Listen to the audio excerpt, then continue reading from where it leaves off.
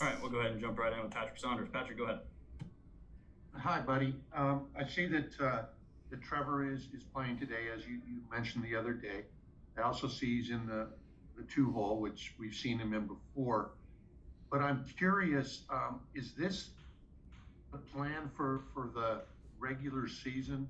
And the reason I ask, with the loss of Nolan and his power, I was thinking or speculating that maybe Trevor would be a little bit farther down in the order. I wonder if you could comment. Well, yeah, this is the fifth game of spring training. Uh, I will comment. We're hitting him second. I want to make sure that he gets his at bats sooner in the game today. But it's a valid question to ask about lineup construction. When we get to that point where we really bear down on it about what our roster looks like and what our team looks like, that last couple weeks of March, we can probably, get a little bit more detailed about what we're thinking. But I'm thinking that Trevor, to your point, could hit third. I think that might look right. Obviously, I'd like to have whoever's in front of the third and fourth hitter have an on-base component to their game, where they get on base at a nice clip, where our third, fourth, and fifth hitters can be productive and knock them in. So I think, to your point, Patrick, you're on the right track. But as far as today's game, don't read anything into a lot of different lineups. There are times when we'll do certain things in a lineup in spring training to have a look at something, but today's case was just to get Trevor some at bats as quickly as possible and not hit him third, fourth in any other scenario. Okay. So I won't jump the gun again and ask you who's going to be your opening day starter. Okay. No, that's no. I'm surprised it's taken so long for somebody not to ask that. I know that Jenny Cavnar Spurgeon usually asks that, as history tells us, but I'm anxiously awaiting that question from one of our Rocky scribes, bloggers, reporters, media personnel. Okay. I have one more for you. A number of your players, really without us prompting them, have talked about how they really want to utilize team speed this year. And we've touched on it a little bit. But in order to make that work, what are the elements, the basic elements that enable you to utilize that kind of team speed which you do possess? Yeah. Well, a couple things. Physically, I'd like to think that we have some guys who have above average speed on a scouting scale, who can use their legs to steal bases, to go first and third, to present pressure to the opposing defense, the pitcher, the catcher combination, the outfielders, infielders. So, running the bases hard, running the bases aggressively, will help us. Because, like we said, I believe it was yesterday, we do have some above average runners on a speed scale. Secondly, there's got to be we got to get on base. To be able to utilize the stolen base, the hit and run, the potential of a double steal, all these things. There's an on-base component that works. And also the score of the game, I think, has to come into play as well. So again, and then, more detailed, do we trust, our players? Are they good base runners? Can they instinctively get good jumps, good reads? Do they have the aptitude and ability to read pitchers in conjunction with what we glean from video and what our coaches know about catchers' arms, pitchers' moves, outfielders' arms, all these things that go into aggressive and intelligent base running, we can take advantage of, with our team speed. Okay, and I have one more, and I don't know if Thomas was solo yesterday after the game. so I don't know if he asked you this, but Brendan Rodgers had a very nice day. Um, the first home run in spring for him, et cetera. But overall, have you liked what you've seen from him at the plate, his approach? Uh, I know it's early, but the things you've seen Well, so far. yesterday, all of us on the coaching staff, when he rocketed that home run to right center, that's the indication of his power. That was a short stroke, direct to the ball. It was a breaking pitch, that he drove out of the park. I mean, that's a homer in all parks. There was a little bit of wind yesterday, but that was not wind aided. That was a good swing. He's had some good swings. It hasn't resulted in any spring training hits until yesterday, but I'd say overall the approach has been good. I think the thing that we're looking at with Brendan is, his ability to lay off the breaking ball, to lay off the chase slider from the right-handed pitcher, and also the breaking ball from the lefty down underneath him. So, we feel pretty good that he can get on the fastball. We got to make sure that the breaking ball, he can make some adjustments there, recognize it. I think pitch recognition for him is something that is important that we've talked about, right? I mean, this is nothing new, and that goes for a lot of players too, not just Brendan. But yesterday I thought overall was a good day, especially the last couple at bats. Great, thank you, sir. Thomas?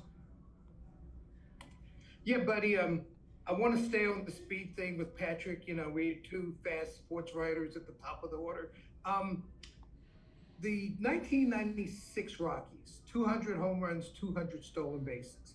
Do you see a team in the modern way that the game is played getting up there, or even pushing it to that degree? And the reason why I'm asking is, would you push stolen bases, especially if you have speed, would you push that a little bit further than maybe normal to get more runs, especially in your home park?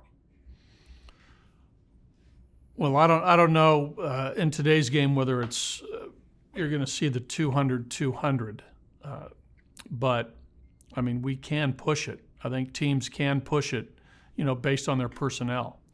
I think we can push it. Again, it's so much dictates when you can run. Does it make sense? Is it good strategy at a certain moment?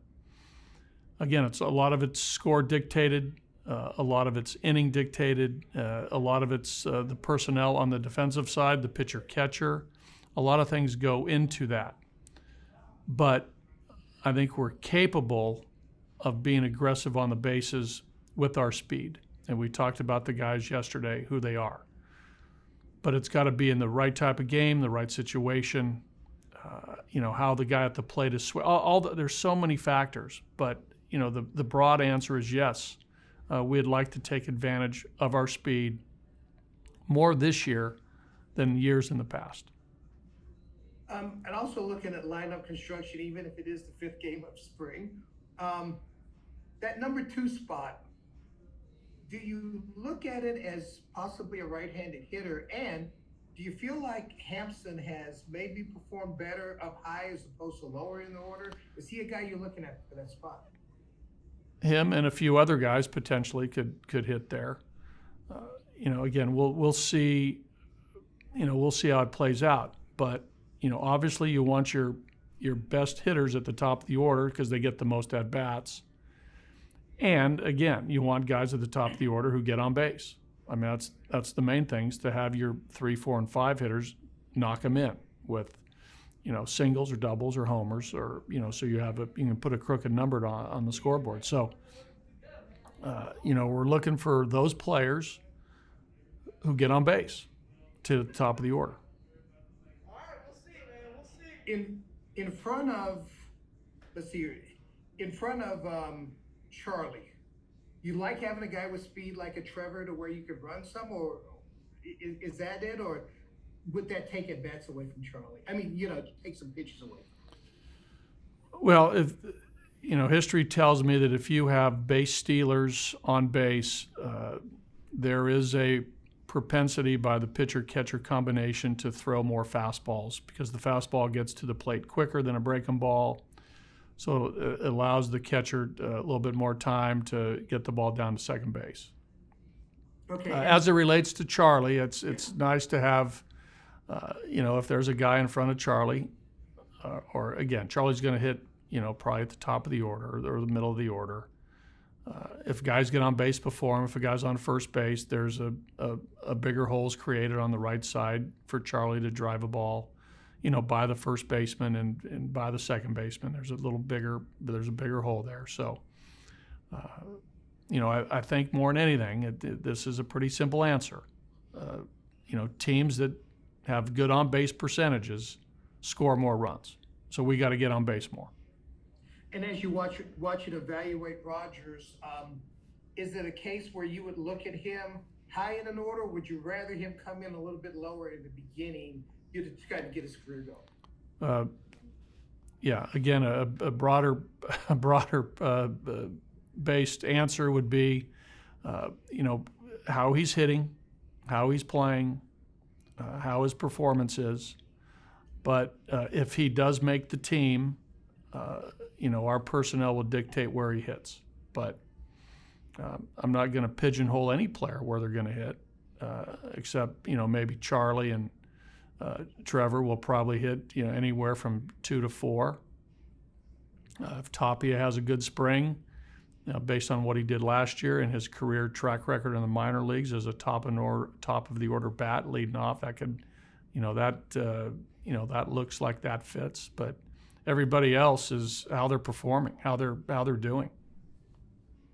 Thank you, buddy. You got it, Thomas. Nick Grote, go ahead. Buddy, I was waiting for Jenny to ask the opening day starter question, so if she's not on the call, Well, maybe she'll be on tomorrow, Nick. yeah, I'll text her and tell her she's on deck. Yeah. But I have some Jordan Sheffield questions, but just real quick, are you just trying to keep Ryan McMahon fresh at second base? Yes. Again, like we've talked about it before, we're gonna. You never know how a spring training is gonna, pan out as far as injuries or performance. So you got to make sure that, guys move around the diamond to feel comfortable in case something unexpected happens with a player. So you cross your fingers that everybody stays healthy. You cross your fingers that everybody performs to expectations, and then you can really look at your roster and say, okay, this fits us. This is what we're going to do. But if something happens to certain players, it necessitates guys moving around. I mean, that's a common sense approach to this. Gotcha. With Jordan, a couple questions real quick. But what did you see from him yesterday? Saw live arm. I mean, we saw the 93 to 96 fastball with good life. The secondary pitches were a little bit off yesterday. He couldn't really get the changeup in a good spot, and the breaking ball was, a little inconsistent. But the quality of each, just from a scouting perspective, is very good. His stuff is very good overall. Now it's a matter of him getting those pitches in the strike zone. Yeah. So to that, because walks have been a bit of an issue for him in the past, is that just a matter of him kind of just tightening the screws a little bit? Are you seeing anything mechanical that he can? Yeah, that's the thing that I'm sort of digging into a little bit, and our pitching coaches.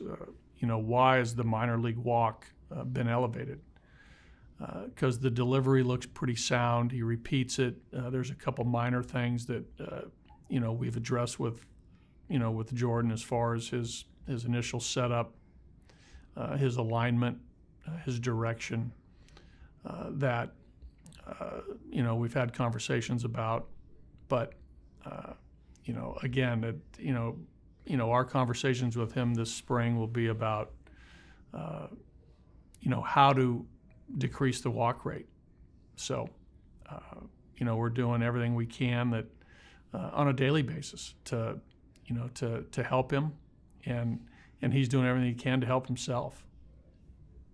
Gotcha. And then I've always been curious about this. It's a little, it's kind of a weird area, especially for a manager on a Rule 5 guy, because you're focused on the game.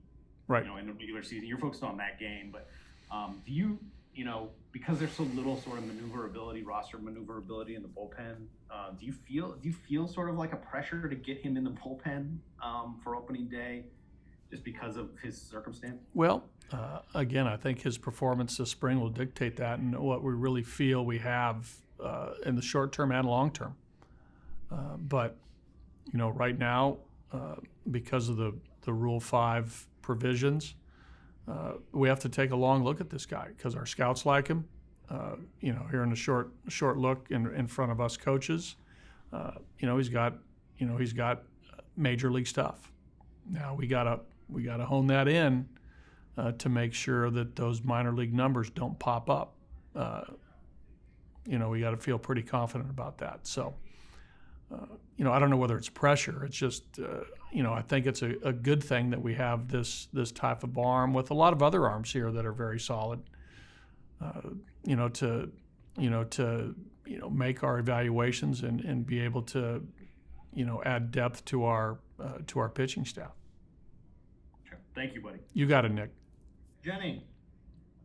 Oh, hi, roll call. I'm here. So I just thought on March 5th, we might want to ask Buddy, less than a month away from opening day. Who's your opening day starter? Well, Jen, I don't know whether you were on right away at 9 o'clock or whether this was a late ad or you were tardy. 8:30, buddy. I've been waiting since 8:30. Okay. Right now, I'm not ready to announce our opening day starter. That probably doesn't come as a surprise to all of you. We haven't had one of our main guys pitch in a game yet.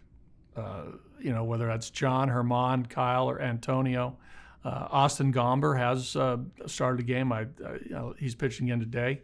I like what we saw that first game, but let's get our guys out there for a couple turns, see where we are, and then we'll be able to announce it, Jen. But anyway, you made my day hopping on and asking that question. Thank you.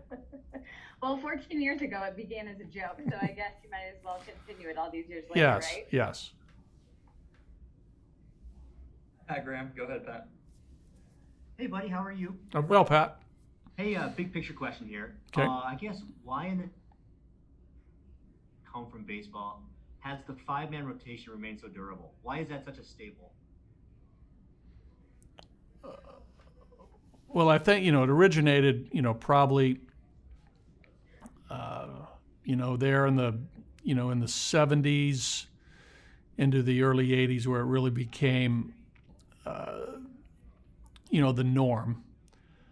I think the 4 days rest was proven that you can keep the starting pitchers fresh, you can keep their strength, you can keep their durability. And if you have 162 games, guys making 32, 33, 34, 35 starts, gives you the best chance over the 6-month season to, have a consistent rotation with quality personnel. And the 4 days rest, like I said, enables them to, keep their stuff at a high level. 3 days rest, a 4-man rotation. It takes a little bit of wear and tear on the stuff, and because where pitchers are now, with velocities and the amount of work that a shoulder and elbow have to go through on a night's game from a starter's position, you need those 4 days off. If you go more. If you go 6-man rotation, 7-man rotation, I think you're getting a lesser pitcher out there over the course of a season, and you'll be able to keep a pitcher fresh, keep his arm strength, but you might not have the quality out there as often as you want. So it's that balance of quality and performance that I think the 5-man rotation provides. And one follow-up, then I'll leave you alone, and that's, would you, you kind of answered this a little bit, but would you embrace a 6-man? Like I think Seattle's kind of looking at a 6-man. Would you embrace that at all, or is that just off the table for you? Well, I don't know what's off the table. I think we look at everything. I think when the season unfolds, we'll see what everything looks like as far as our pitchers. But Right now, I think the best chance for us to win would be to have a 5-man rotation. You. Trace Rigglesby. Trace? Yes, buddy, I'm so old, I enjoyed the 4-man rotation when Ryan would throw 228 pitches and then pitch 3 days later. Right. It's Did you see something in Chi different last night or yesterday than from that first game of the season? well, fastball was a little crisper. I thought. I think he was up a mile or two on average with the fastball. I think he threw more pitches in the strike zone, also, which is a good thing for Chi. The only thing stuff-wise, Trey, so I thought he was just a little crispier. I don't think that. And again, I think he sort of dialed in the strike zone a little bit better than his first outing. You do know that if you're going to match those 96 Rockies, Galarraga stole 18 bases today. Yeah. Well, again, back, 20 years ago, there was an emphasis on controlling the running game, but I think the emphasis to control the running game now is more than ever before. We actually, the last couple of days, we haven't done a very good job of that. We saw some of our pitchers' times to the plate get elevated, and the opposing team took advantage of it. Happened twice yesterday, and happened in Castellani's game when, Reed, the center fielder, stole third base. So, we're always, again, talking to our guys about, their times to home plate. Sure. All right, go back to Thomas to finish it up. Thomas, go ahead. Yeah, buddy. Wanted to follow up on Pat's question. I think you pitched in a 4-man and a 5-man rotation. Did you find the difference that big over the course of the season? For me personally, yes. I needed I needed the extra day's rest. That was me. Just how my arm responded after a start. I needed the full 4 days to recover to be at my peak performance on day 5. Other pitchers, have that gift of resiliency where they might not need that extra day. And again, I was conditioned in an era that the expectation was to be ready on the 5th day and not the 4th. I threw a bullpen session in between, albeit a light one, but I was ready for the 5th day. I think back again in the era that preceded me, pitchers were conditioned to pitch every 4th day. Their arms, over many years of prior getting to the big leagues, were in shape to do that, and they were mentally and physically ready to take on a game with 3 days rest, per Tracy noted with Nolan Ryan and others. Those guys making anywhere from 35 to 40 starts a season instead of anywhere from 30 to 34 in a 5-man rotation. But a lot of times it's what we condition our players to do, and right now our starting pitchers across baseball are conditioned to throw every 5th day. And we can go on and on about pitch counts and 200 innings and all the things that go in with that. But we as an industry have created some of these standards, good or bad. Okay. Good or bad. Yeah. Depending on how you look at it. Right. I'd love to go on about this with relief pitchers in that era too. Yeah. But one thing about stolen bases, getting back to that situation, is it advantageous these days to run on relievers as opposed to starters? Are relievers more likely not to control the running game as well at this point? Generally speaking, probably yes. But that's not to say there are relievers who can't control the running game, or there are relievers who do it very well. But generally speaking, starters do a better job because they have to, because they're out there longer. If they didn't control the running game, they would be exposed more because they're throwing more pitches. They're throwing 100 pitches. If they throw 100 pitches without controlling the running game, there's 100 pitches that guys with speed can potentially steal on. So relievers, shorter window, less pitches, maybe less guys on base. Maybe they don't control it as well. But again, a stolen base against a reliever late in a close game can become very big. It's magnified. If a guy cannot control the running game as a late inning reliever, you get a leadoff blue pit, a walk, a base hit, and a guy can't control the running game. It could be a potential stolen base, man on second with no outs in the 8th or 9th inning in a tie game. So, there's a lot of different things that go into that. Okay, guys, I got to scoot. Thanks. Okay, good, Thomas. I'll talk to you guys after the game.